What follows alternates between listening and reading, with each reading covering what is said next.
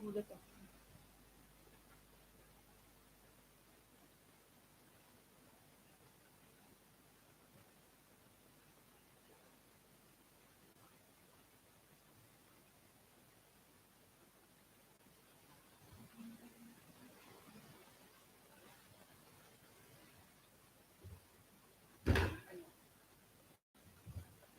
So we are we are here now in module 2 of Nstp. Meron akong pa-microphone. Yan. So we're going to start the reading of module 2, Citizens Values Formation. Welcome to NSTP 1 Module 2. In Module 2, you will learn values education and the process of being aware of values. At the end of this module, you will be able to, number one, know the basic definition of values and how it affects the totality of a person. Number two is understand the impact of values clarification in the cognitive and affective development of human being. Number three is analyze the dimension of human person. Number four is apply the principles of valuing and processing and process in valuing. So we're here in the topic values education. Values refer to everything from eternal ideas to behavioral action. As used in the as used in this module, values serve as criteria for determining the levels of goodness, worth, or beauty. Values are effectively laden thoughts about objects, ideas, behavior, and so forth that guide behavior but do not necessarily require it. Etymology values come from the Latin word valere, which means to measure the worth of something. Values are the elements of life prevailing in any society. They lie at the core of the person's life. They color his or her choice. They shape and determine an individual or group decision whether to like or dislike, favor or disfavor, change or not change. But how do you know what's the right decision will be? How do you know which values will serve both your own interests and those of the greater community? How can you shape a culture built on the values you choose that will guide people's action at all levels of your secular life? Values may be positive or negative. They create an atmosphere. Hence, the sense of values, they are of a diverse type and they transcend fact and clamor for existence and rela- realiza- eh, realization. They are also subjective and objective values. Value experience involves a subject valuing and the object valued. So it is NSTP, CWTS, LTS 2012. Values is subjective. According to Edgar Sheffield Brightman, values are existing in and for persons. Values are grounded in personality, both humans and divine. In the Supreme Being, values exist as norms, true values as they ought to be, values for a coherently ordered and rational mind. Without person, there can be no values whatsoever. Person impute values to object since they alone are evaluators. Persons are actually experience values. Values are determined by observing one relationship as a self in society. The value is discovered in an event or an encounter. In other words, Value has reference or relation to a person or a subject, thus, value is subjective. Value is objective. Value has an absolute character. That is, it has an objectivity independent from human appreciation or judgment. Human being is not the creator of value since value transcends the object. I mean, value transcends the subject, it transcends the world. Under this aspect, we can say that absolute values exist in which the perspective of the absolute appears, for we can find the realities of these values only in the absolute and supratemporal value. In this supreme value and the other relating to it, our ideal values of good, beauty, justice, etc., can acquire the category of absoluteness.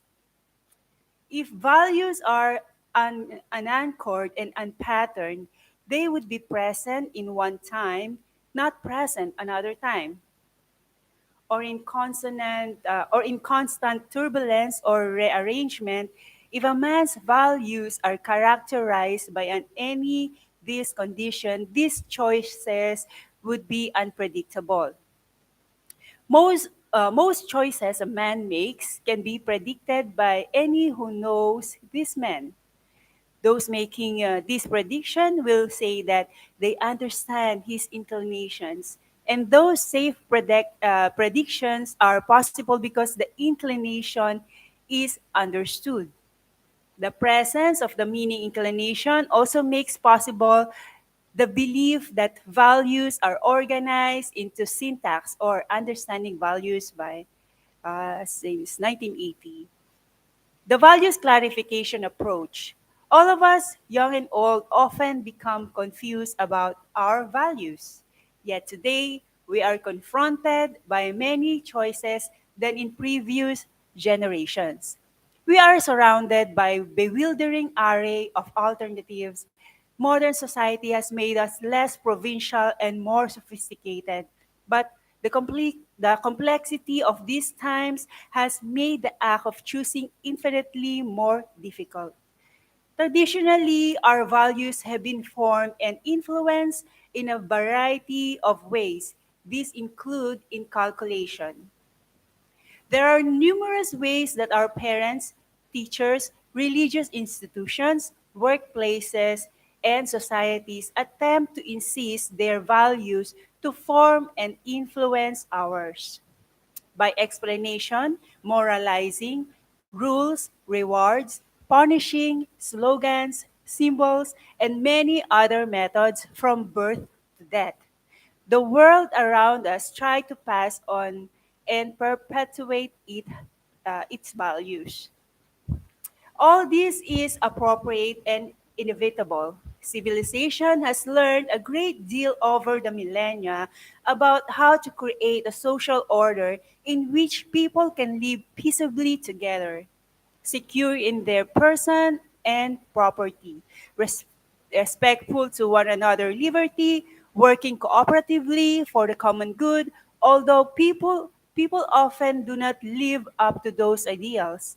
Nevertheless, we hope that there will, and we know that we should, and therefore we want to pass these values on to our children and to one another. We do our best, as Proverbs suggests, to train up the children in a way that should go, to pass on our most cherished values and belief to those whose lives to touch. As important and inevitable as is the effort to inculcate the best values in cultural wisdom we have developed, it is the approach is instilling values in other has certain limitations. One of these limitations is there is so much diversity in the world around us. The direct inculcations of values works best when there is complete consistency about what constitute desirable values. But consider the situation today. Parents offer one set of should and should nots. The church often suggests another. The peer group or your friends offer a third view of values. In Hollywood and the popular magazine, a fourth, the seventh grade teacher, a fifth. The professor is a sixth, and the president of the United States a seventh. The next president an eighth, the spokesperson for the counterculture, and ninth, your boyfriend is tenth, at yung kagalit mo ay pwedeng 11. So makakakuha ka ng values from there. Bombarded by all these influences, we are ultimately left to make our own choices about whose advice or values to follow. Young people who have received effective inculcation of values will make some standards of values and right and wrong to apply in difficult choice situations. But inculcation cannot anticipate all choice situations or make some of life most difficult choices and much easier when the moment of truth arrives. And people who receive little inculcations when they were young, for example, their parents and other adults were absent, did seem to care or were ineffective, have an even tougher time of it. They have not learned the process for selecting the best and rejecting the worst elements contained in the various value system that others have been arguing or urging them to follow. So the various value system that others have been urging them to follow. Thus, too often the important choices in life are made on the basis of peer pressure and thinking submission to authority or the power of the mass media. In my case, when I was young, na-pressure ba ako sa aking peer, sa aking mga friends, or unthinking submission of the authority? Maybe doon ako sa pangalawa, unthinking submission of the authority. When I was young, my mother and my parents is the authority, and hindi ko sila sinunod. Nakapag-asawa ako ng maaga at nagkaanak ng maaga. Anyway, another limitation with the direct inculcation of values is that it is often result in a dichotomy. Dichotomy. So often result in a dichotomy between theory and practice. Lip service is paid to the values of the authority or the culture, while behavior contradicts these values. Thus, we have religious people who love their neighbors on Sabbath and spend the rest of the week competing with them or downgrading them. Yes, maraming ganyan. We patriots who would deny freedom of speech to any dissenters whose concept of patriotism is different to theirs, nangyayari din to sa church. And we have good, obedient students who sit quietly in a class and wouldn't dare speak without raising their hands, but who freely interrupt their friends and parents in the middle of the sentence. Inculcation frequently influences only people's words and little is in their lives. Number two, after value is the modeling. The second major approach to transmitting values is modeling. The rationale here is I will present myself I will present myself as an attractive model that lives by a certain set of values. The people with whom I come in contact will be duly impressed by me and by my values and will want to adapt and emulate my attitude and behavior. Demonstrating something is almost always a more effective teaching method than simply talking about it. Modeling is so potent a means of values education because it presents a vivid example of values in action. Of course, modeling operates whether we consciously work at being model or not. We do not notice how other people act and how they seems to negotiate life's many values choices. We also notice whether their behavior matches their stated belief. As positive models or negative ones, we each serve continually as models for one another. Young people in particular are hungry for role models and will find them among adults or their peers for better or for worse. For better or worse. Modeling like inculcation is an important and inevitable form of values transmission. But like inculcation, it is also has its limitations. The main problem is that people are exposed so many different models to emulate, like parents, teachers, politician, movie, and rock star. You have friends, religious figures, literary characters, and others are all present different models. All present different models. So, how is a person to sort out all the pros and cons and achieve his or her own values? How can one tell a superfi- superficially attractive models from the model with the true wisdom, morality, and happiness? So young people and adults can benefit from good inculcation and good models. We all deserve to be exposed to responsible adults who care about our welfare, teach us the best wisdom and morality they and the society have accumulated over the centuries and model a zest and joy of living. Yet, when it comes time to choose an occupation, a spouse, or a candidate, how does a person choose a course of action from among the many models and many moralizing lectures with which he or she has been bombarded? We do learn about whether to stick to the old moral and value standards or try to new ones. I think we have to try the new ones with a little bit of old ones. How do we develop our sense of identity? How do we learn to relate to people whose values differ from our own? What do we do when two important values are in conflict? And the more we choose, the more we choose one value, the less we achieve of the others. So we're here now in number three.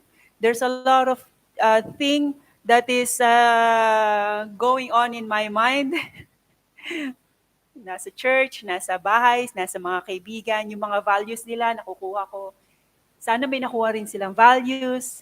Uy, magandang hapon sa inyong lahat. Nosebleed.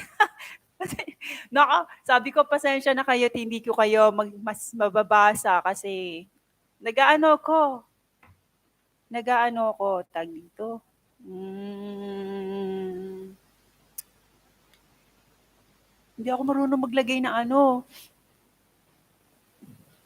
ng tag dito, admin. Thank you ha. Salamat, maraming salamat. Good morning. Pasensya na po kayo. Gumagawa po ako ng aking module. Thank you po sa pagpunta, sa lahat po naririto. Maraming salamat po. Number 3, values clarification.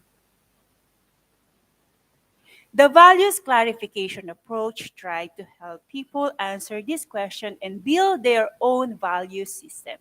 It is not a new approach. There have always been parents, teachers, and other educators dating at least back to Socrates who have sought ways to help people through values issue from for themselves.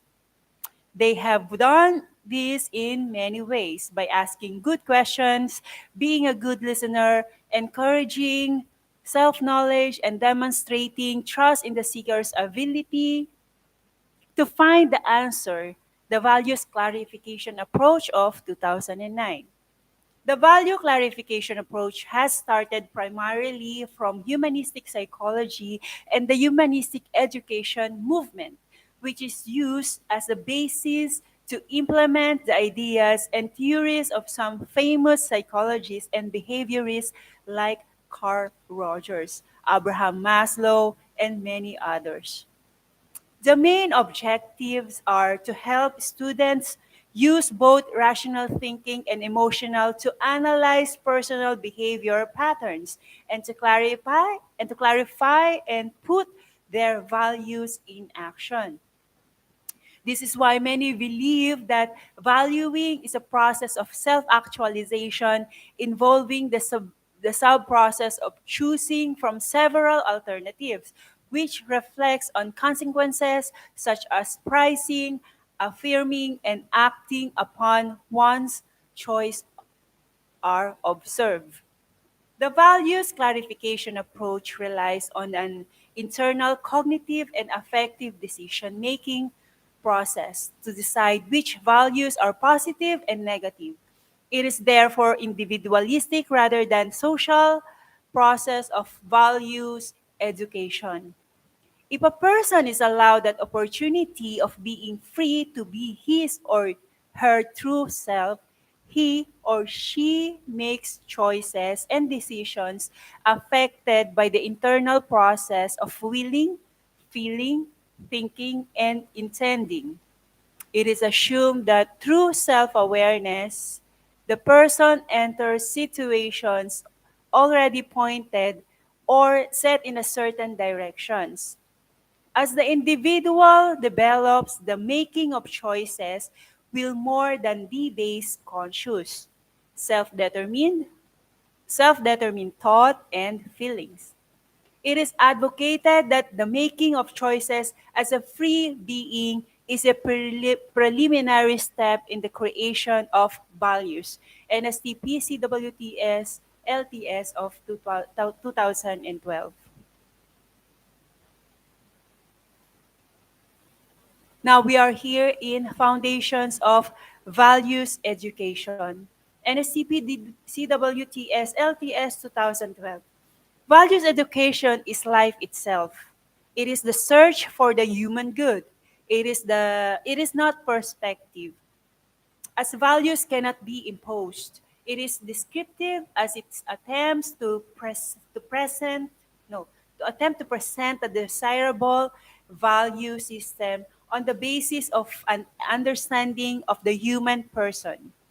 It is conceptual as it lists ideas that have been internalized in the education process. Values education is founded on a sound philosophy of the human person with all its philosophical implication. It is broad and flexible enough for adaptation to specific context. Values education is directed towards the following objectives. Number one is academic formation, where the intellect is trained to know the truth. And number two is personal formation, where the human will is trained to choose the good. So one is academic formation, where the intellect trained to know the truth. The intellect may trained to know the truth, and the personal formation, where the human will trained to choose the good. Dimension, dimension of human person. The supreme value that characterize education is human dignity, and all other values are pursued because of the inner worth of the human being. So we have this physical being. Man or woman must maintain health and harmony in nature. He or she should not abuse and overuse his and her body. His physical nature calls for harmony with the material world. Intellectual being. Being an intellectual human being, gifted with mind and the faculty of knowing, one must constantly search the truth. He or she seeks knowledge that would transform the society and the world. It is not enough to discover data and known facts, but he must develop creative and critical thinking to meet the challenges of the modern world. Number three is moral being. Man or woman is endowed with the faculty of freely choosing and loving. Human being must go out to others and, in fact, to all humanity in the spirit of love. It implies the quest for personality dignity, develop of self-worth and self-esteem, honesty, and personal discipline, which mark a mature person and a useful citizen. Number four is spiritual being, man or woman capable of higher concern and rising above the materials. Human being must cultivate the sense of spirituality in a consonance with his nature and response to God in faith. The cultivation of faith is what is meant by spirituality. Number five is social being. Social being is a values pertain to the person as self. As a social being living in a community, men or women living must cultivate the sense of social responsibility, aware of his or her unique participation in the pursuit of the welfare of the family and the common good of the larger society. So the society can in turn look after the common good of well-being of the other people. So may mga values kasi, like for example, depende yan sa environment. Like for example, napansin ko lang, nakita ko lang ito. Napansin ko to when I was, malapit siya sa, ano siya, sa kalye. Natira kasi ako sa ano, sa Letre. Natira ako sa Malabon. So, ang karamihan ng nadudoon ay mga squatter. Pero pinahahawakan nila na sila ay parang nabigay na sa kanila yung lote na yon. Pero dati siyang parang field, ano, tawag doon yung tapunan ng basura. So yung values doon, kasi nga, nagkahalo-halo na yung mga tao doon. Nagkahalo-halo na, kanya-kanya ng kulturang pinanggalingan sa iba't ibang probinsya nila. So nagkahalo-halo na siya. So iba't ibang uh, uh, values yung nakikita mo sa isang community. So, kung ikaw ay aware sa iyong mga kapitbahay, igagalang mo ang kanilang values, yung kanilang kultura. Pero kung ikaw naman ay walang pakialam, at wala ka talagang parang dumadaan ka lang doon, aalis ka, babalik ka sa gabi para matulog at aalis ka ulit. Kagaya ko kasi I'm from Bulacan nga, doon ako natira. Aalis ako sa umaga, magtatrabaho, tapos babalik ako sa gabi na matutulog na lang. So, they don't know me. Nag-exist pala ako. Kumbaga wala akong partisipasyon sa social well-being ko. Anyway, let's go to economic being. As economic being, man and woman has the obligation to help achieve economic efficiency for the community aside for his or her own financial uplift. Through work, human being should exercise human mastery over the resources of nature and creative imagination in the solution of problems to achieve economic efficiency. The work ethic is imperative, particularly in a country with a depressed economy. As a person, you must aim to produce food, goods, basic commodities by manufacturers for the survival and well-being of the community and the production of machines that produce answers to the problems. The process of becoming aware of values. So we are here in understanding values at 1980. Becoming aware of values consider a three-dimensional process in valuing. They are as follow. Number one is the first dimension. To develop within human being each one of these basic needs areas, human being needs to see himself or herself as someone important, someone unique. He or she needs to be able to understand that he or she is the only one on his kind, on or her kind in earth. So you are unique, be. You are unique. And that is the contribution that makes that no one else can make. Ayan, nag-iisa ka lang. That's the first dimension. The second dimension is to participate in the sharing and shaping of the eight basic needs. That is affection, respect, skills, enlightenment, influence or power, wealth, well-being, and responsibility of being in lives of others. Human being must identify those whom he or she respects and what characteristic in other people she or he respect and the reason why he or she respect them. Naalala ko nga nung nasa letre nga ako, ang nirerespeto ko lang yung may-ari ng bahay. Actually, nire-respeto ko naman lahat, pero parang hindi lang ako nag-e-exist, ganun. Parang dumadaan lang ako. Dumadaan sa umaga, dumadaan sa gabi. Tapos, tatao po sa may-ari ng bahay, tapos matutulog na ako. Sa umaga, ganun din. So, kung wala akong kausap, marespeto naman ako noon eh. Parang wala nga lang ako, hindi nga lang ako nag-e-exist. Wala akong kakapit-bahay. Napakasama akong tao. Number 3 is third dimension. To recognize the ways in which other influence the shaping and sharing values within human being. So third dimension, to recognize the ways in which other influence the shaping and sharing of others, of values with human being.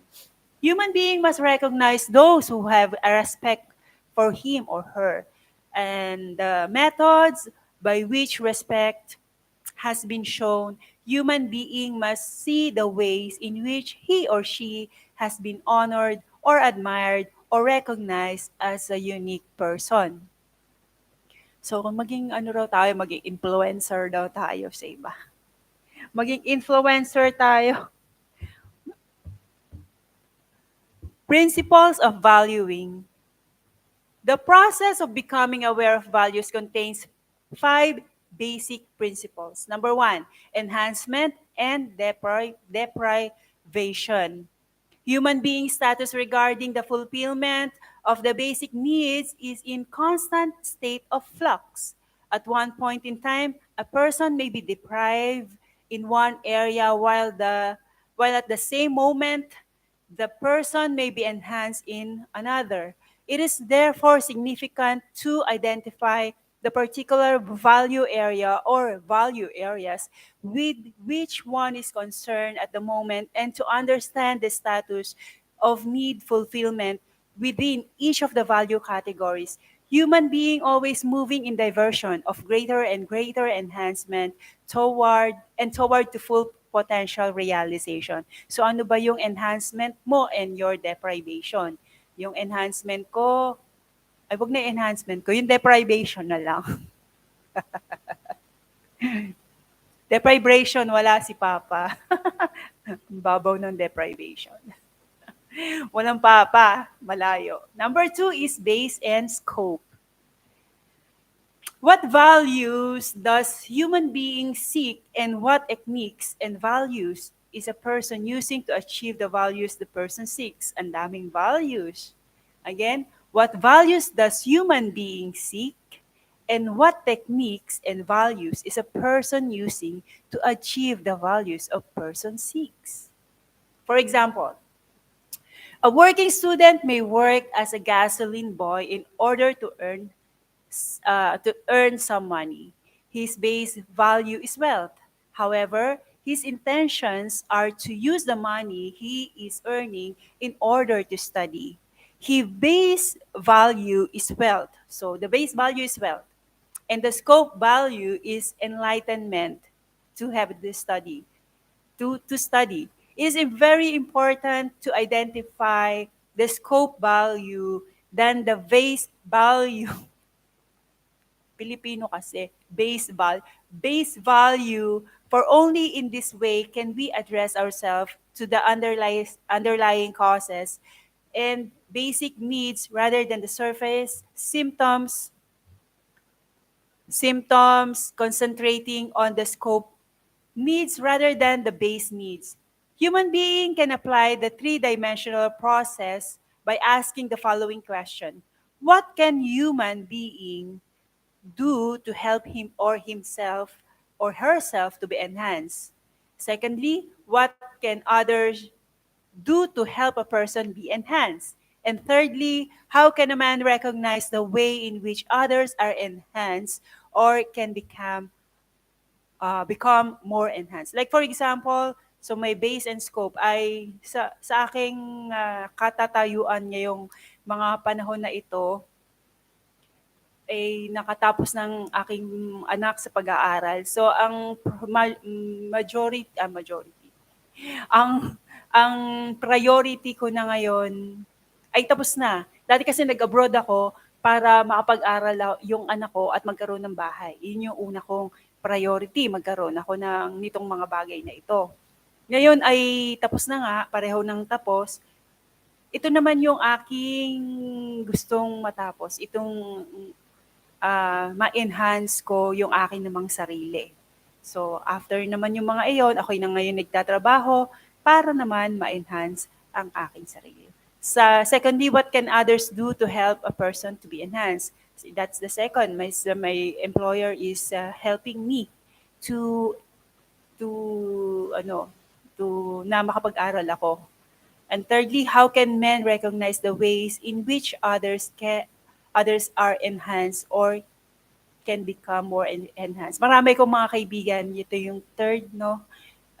Marami ko na mga kaibigan that they are saying na cheering me up that yeah, you can do it. Ayun. Para ma-enhance ang buhay. The balanced life. Hindi balance ang buhay ko. Basta OFW, hindi balance ang buhay.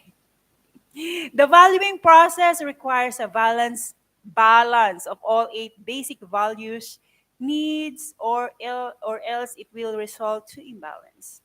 For example, a child that is overindulged with power but deprived in affection is unbalanced. Totoo to. Marami siya, na-overindulge yung power niya, pero yung na-deprive naman siya sa affection, maybe from the parents or dun sa nakapaligid sa kanya.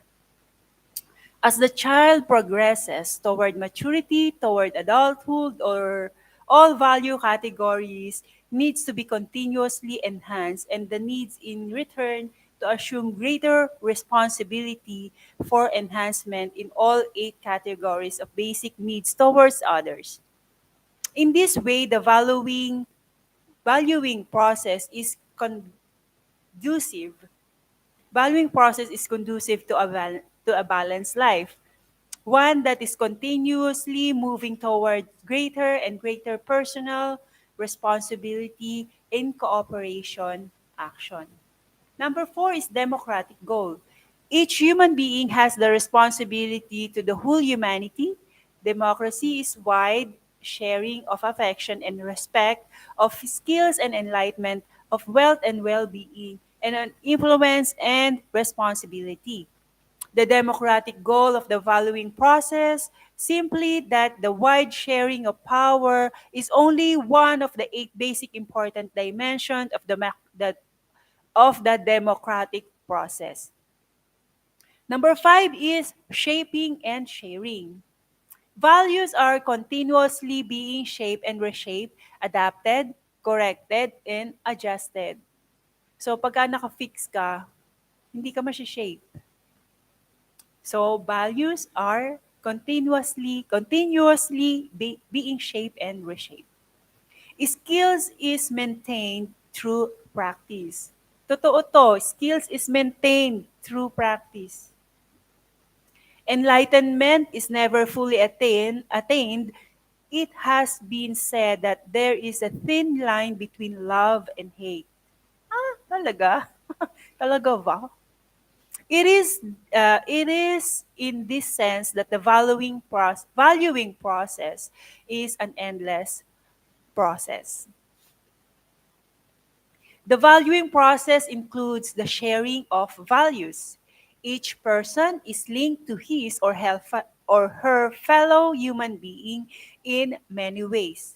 The very process person uses to shape, mold, strengthen, and enhance his own value needs will have an impact upon others. Valuing is also the deliberate attempt to share with others the value enhancement that the person has gained and is continuing to gain for himself or herself. Processes of valuing. 6 processes of valuing. Number 1 is goal setting. Categories. Ay, 2 categories. Number 1 is assigned goals. Goals that are set by educators. Number 2 is independent goals. Goals that are set by the students. So it's goal setting.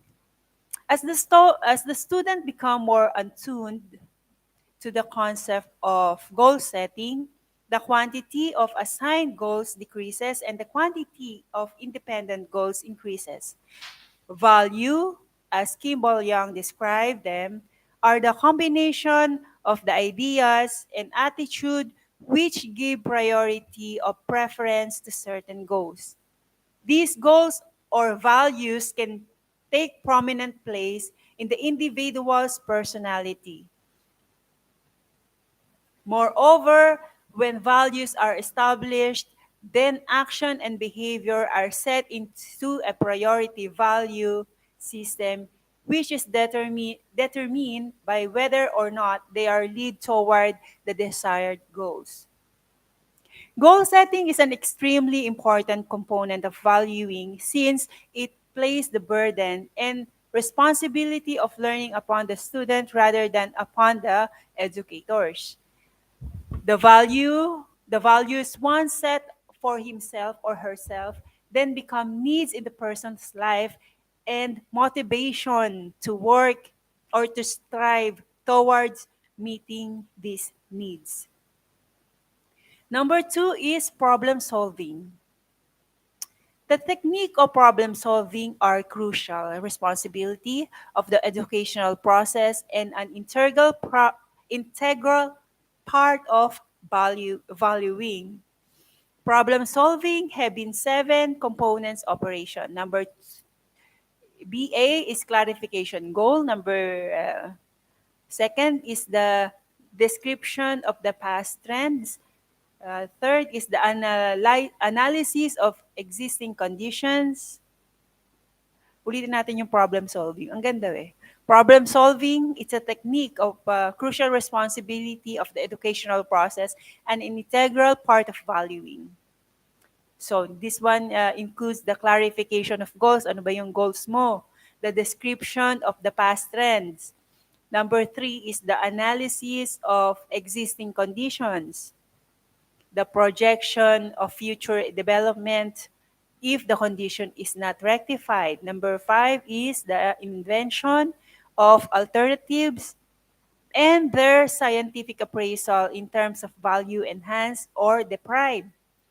The selection of an alternative for trial purposes. And number 7, the evaluation of the alternative which might call for the recycling back to step 5 and the selection of another alternative for experimentation. These steps lay a foundation for every efficient problem-solving skills once learned. Students tend toward tunnel vision, seeing only one solution to a given problem. Okay, number three is modeling. This is already discussed on in values clarification approach. To note, modeling, like inculcation, is an important and inevitable form of values transmission. Every person needs to a daily experience some degree of recognition and success. Students need to sense and receive from their educators such personal recognition as often as possible. And the modeling that they provide by giving personal comments quickly creates spin-off effects. Modeling involves using positive and enhancing communication rather than deprivational and destructive. So it's modeling din pala, no? Like for example, naalala ko, yung nanay ko laging nakasinghal yan sa akin. Ewan ko ba anong problema ng nanay ko? Hindi yata mahal ng nanay niya. Wala akong sound effect. So, ayun na nga, laging nakasinghal. Parang, nakukuha ko yung ano niya. Nakukuha ko yung, kung ano yung ginagawa niya. Nagagawa ko na rin pala siya sa iba. At nakikita ko yun ngayon sa dalawa kong alaga. Kaya, hindi naman ako nanininghal ng mga bata. Yun nga lang, medyo pagka na mainit ang ulo, medyo natataasan ko ng boses. Pero ngayon nga, dahil natututo na tayo, at meron nga talagang directly effecto sa kanila, talagang kahit nabubwisit ka na, talagang sweet ka pa rin. Lagi mo silang pinupuri. Kahit na yung maliit na bagay, good job, ganyan. Great, ganyan, ganyan. Ano pa ba? Kasi sa Turkish ko sinasabi, aferin sana. Good job or what else? Yun, basta yung mga magagandang salita, tapos mahinay. Parang yung mga aso din eh, kasi sa psychology, iyan din dyan natuto yung ano, diyan din na nagsimula yung experiment sa aso. Kung paano niya itinrain yung aso, diyan din. So pagka yung ang boses mo may ano, authority, susunod sa iyo aso eh. Pero pagka nag-sweet na ulit yung boses mo, makikita mo yung nagwawag na yung ano niya, yung buntot niya. Tapos hahalikan ka na ng aso. Nakakatuwa. Nakakatuwa sila. Anyway, ganun din po tayo sa tao, sa mga bata lalo na. Anyway, active listening.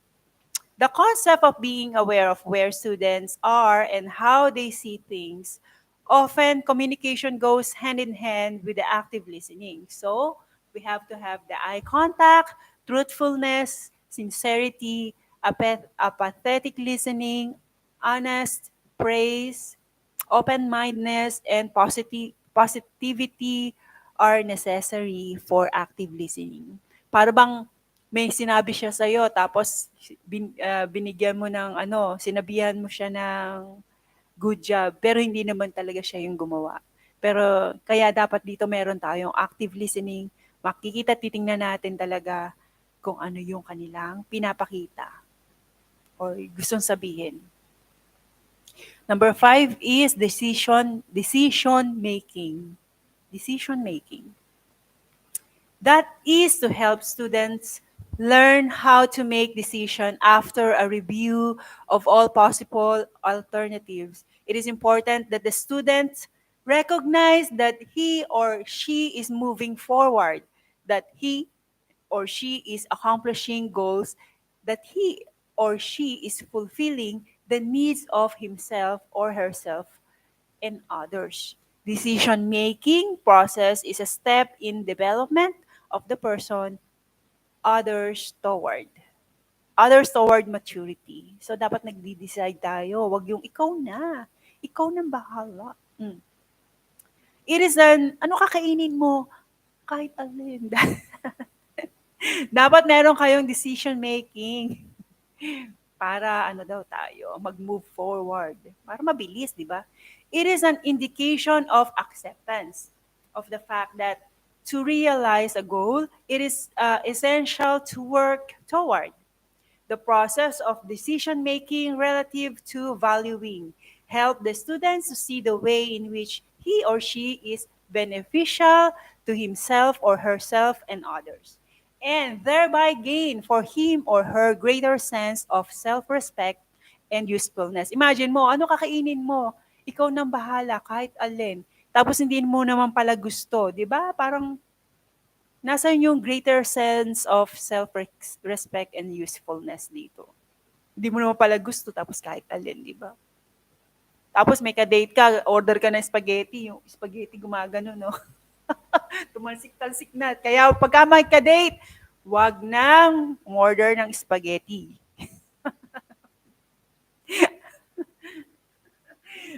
Ano na lang daw, French fries tsaka ano, ice cream para ano, para safe. Kasi yung burger, naiiwan daw yung ano lettuce. Naiiwan yung lettuce sa ngipin. Kaya, huwag kayo magjo-Jollibee. Ay, ano ba yan? Or McDonald's. Okay, dito na, naalala ko lang yung mga kalokohan ko nung kabataan.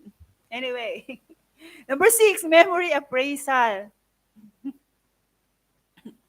This is an approach that can be employed on an individual basis to gain a better perception of a long-range balance or imbalance in the value categories. It consists of the three phases. So there's a phase 1 to recall events from the past. Naku, ito na. The student is asked to record beginning his or earliest remembrance events of her lifetime. Example, he is to record all the content of his life consciousness until she or he covered 50 events, that then to prepare them into some ordered fashion, numbering each event chronologically, and this number will provide reference points for the events in the later value of coding and appraisal. Alongside each event, it is essential that the approximate age of time of the event recorded. Dito ka na dito ka na magsisimulang mag-isip, magsa-psychology. Kasi pagsusulatin mo na sila ng kanilang life events, ano yung nangyari, tapos ano yung mga ages nila. Tapos may dahilan kaya, at kung may dahilan ba ito yung sa present na ugali niya o sa attitude niya doon sa nangyari sa kanya nung nakaraan. Ang nakaraan. So ito yung phase 1. So ito yung phase 2 naman is to go back over each event in order and value analyze its consequences to him or her. It is helpful at this point to make a record chart having 4 columns. Ano yung binabasa ko? Parang robot. Teka, wait.